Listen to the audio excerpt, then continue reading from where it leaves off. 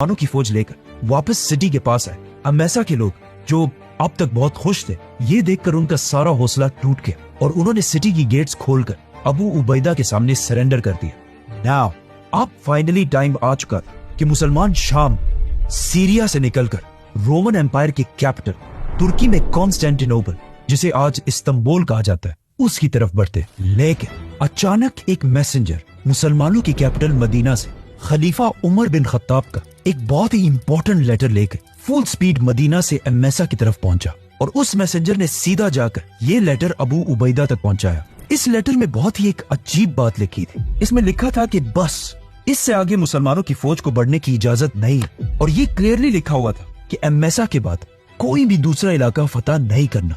End of course Abu Ubaida और मुसलमानों की सारी फौज ने हजरत उमर के इन ऑर्डर्स को बगैर किसी क्वेश्चन के मान लिया।